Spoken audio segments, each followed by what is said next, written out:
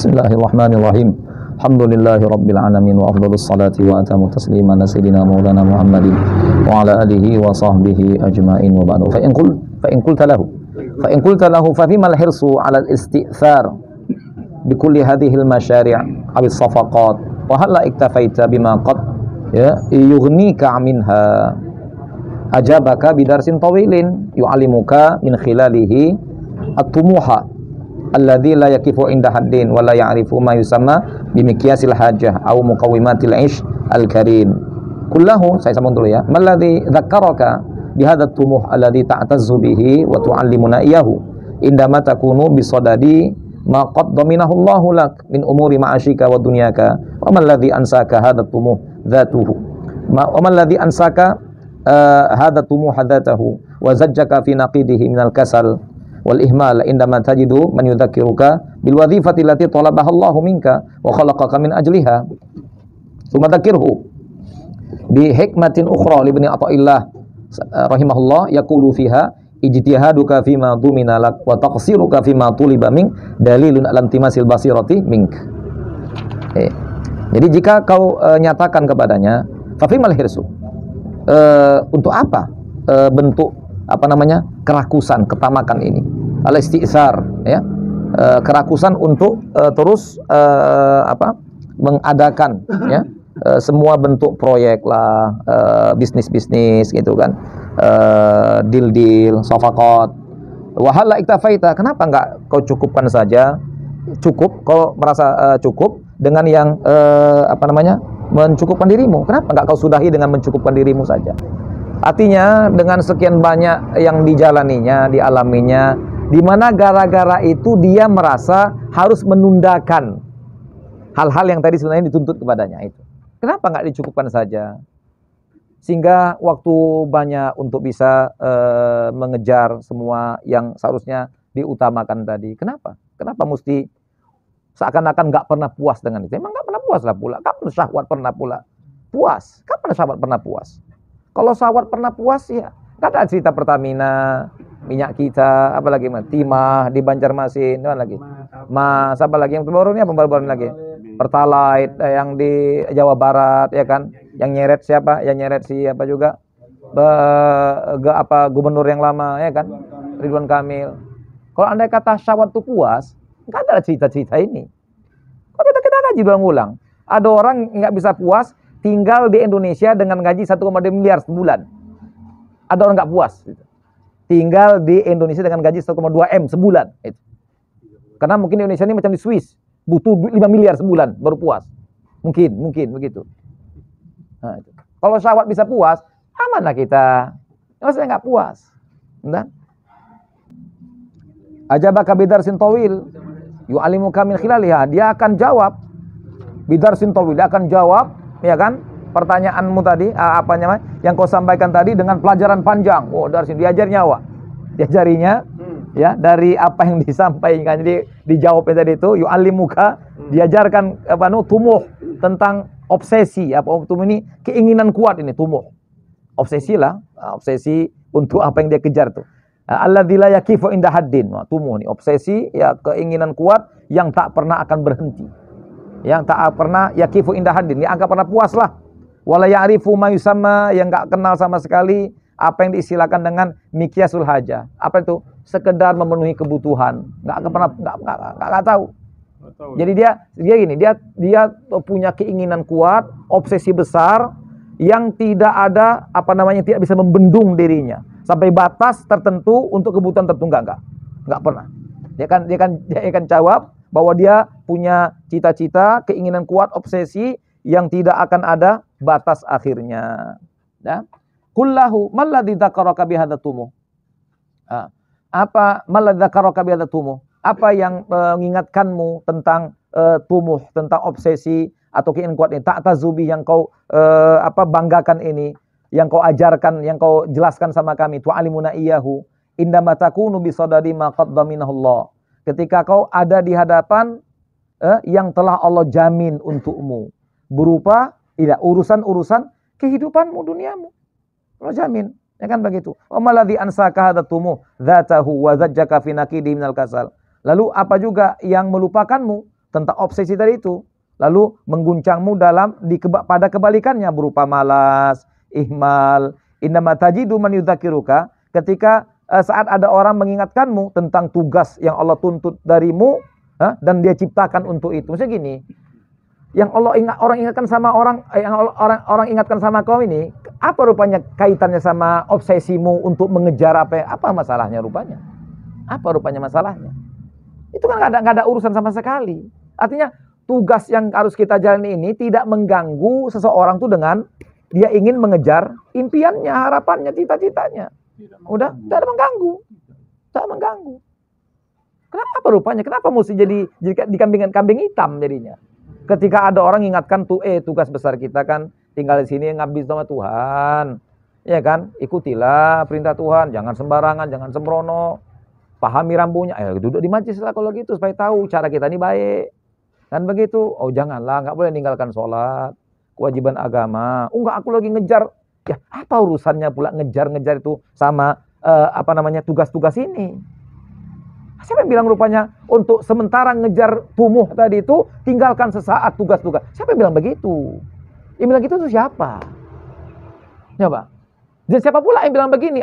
Karena sehubungan sudah dijamin Tuhan semua kebutuhanmu, lalu kok nggak perlu lagi berusaha, malas-malas saja, tenang-tenang aja. Siapa yang bilang begitu juga?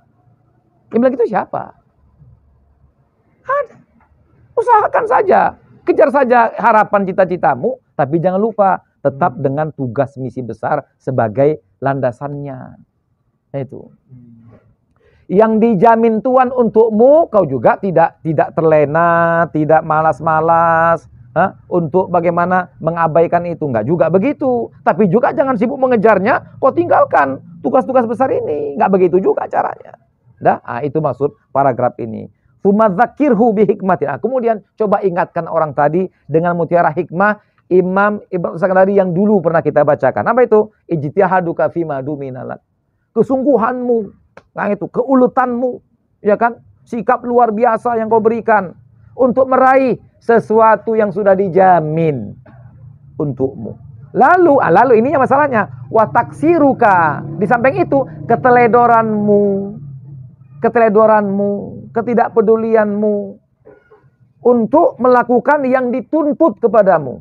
Itu merupakan tanda dalil bukti sirnanya mata batinmu. Nah, itu. Kalau andai kata ada orang sungguh-sungguh dia mengejar impiannya, tapi tidak pernah terledor dengan tugas besarnya, silakan. Memang begitulah Islam. Silakan. Cobalah. Begitu. Tapi tentu nggak bisa diterima.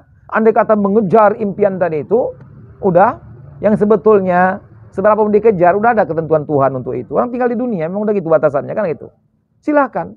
Tapi jangan korbankan tugas besar kepada Allah. Yang mana tugas besar ini Tuhan nggak jamin kalau kita memang sukses menjalankannya. Justru itu tuntut Tuhan, tunjukkan kesungguhanmu untuk sukses menjalankannya. Aku nggak jamin yang ini, yang kujamin yang ini, kata Tuhan. Yang kujamin semua kebutuhan hidupmu. Untuk bagaimana kau memastikan bisa selamat di akhirat, itu sebagai tugasmu, itu kau buat sendirilah itu. Aku nggak jamin untuk itu. Ya memang itulah dia. Itulah tuliba, makna tuliba. Yang dituntut kepadamu. Mengejar yang sudah dijamin, mengabaikan yang dituntut untuk dikerjakan, apa namanya? Apa namanya? Jelebau atau najib semalam. Jelebau lah namanya. Mengejar yang dijamin, mengabaikan yang dituntut. Nah namanya. Yang Tuhan jamin kehidupan dunia, yang Tuhan tidak jamin kehidupan akhirat. Kehidupan dunia dijamin Tuhan untuk dipenuhi. Kehidupan akhirat usahakan sendiri masing-masing. Ashabul yamin, ashabul muqarrabin. Tadi saya usahakan sendiri-sendiri, kata Tuhan. Aku nggak jamin. Ayah kau misalkan Islam, mak kau Islam, kau Islam yang paten. Enggak. Bahkan aku nggak jamin untuk putra kekasihku baginda Nuh alaihissalam. Bagaimana kira-kira? Bahkan aku nggak jamin untuk istri kekasihku Nuh alaihissalam. Aku nggak jamin untuk istri Lut alaihissalam. Kenapa? Aku mau semua bebas untuk menentukan pilihan akhiratnya. Nah itu kan. Dengan usaha dan upaya masing-masing. Aku juga nggak menjamin istri Fir'aun untuk selamat ya, untuk pasti di neraka. Aku tidak harus seret istri Fir'aun ke neraka. Justru dia selamat sampai ke surga. Ya kan? Istri Fir'aun, imra'ata Fir'aun, ya kan? Idh qalat li rabbiha apa? Idh qalat rabbi ibnili indaka baitan fil jannah wa najjini min fir'auna wa amali wal jinni minal qaumil zalimin. Hah? Hah? Wa daraballahu mathalan lil ladzina amanu imra'ata Fir'aun. Idh qalat rabbi ibnili indaka baitan fil jannah wa najjini min fir'auna wa amali wal jinni minal qaumil zalimin. Wa amalihi minal qaum wa najjini min fir'auna wa amalihi wa najjini minal qaumil zalimin, bukan? Nah, itu niat. Ya. Istri seorang nabi masuk neraka, istri Fir'aun, bayangkan yang Tuhan masuk surga. Apa namanya itu? Jaminan namanya? Ikhtiar masing-masing. Ikhtiar ya. Ikhtiar. Mana kira-kira? Istri Nabi masuk neraka, istri awak? Mana kira-kira? Berarti kita harus bersungguh-sungguh untuk mengejar. Ya, itulah tadi itu. Yang dituntut sungguh-sungguh itu kan dijamin Tuhan. Kesungguhan untuk menjalankan tugas dan misi, Tuhan tak jamin. Itu yang mesti kita kerjakan masing-masing. Yang dijamin Tuhan kebutuhan dalam hidup yang singkat ini. Itu jamin Tuhan. Itu dari mutiara hikmahnya. Ya, ijtihaduka fima dumina lak wa taqsiruka fima tuliba minka dalilun alantimasil basirati mink. Itu. Cita-cita harus dikejar, ibadah tetap. Iyalah, iya silakan kejar cita-cita sampai ke langit sana. Tapi jangan lupa pantat tetap di bumi. Artinya tetap tahu diri sebagai abdi Tuhan, junjung perintah Tuhan gitu. Jangan terbang juga ke langit. Hah? Itu maksudnya.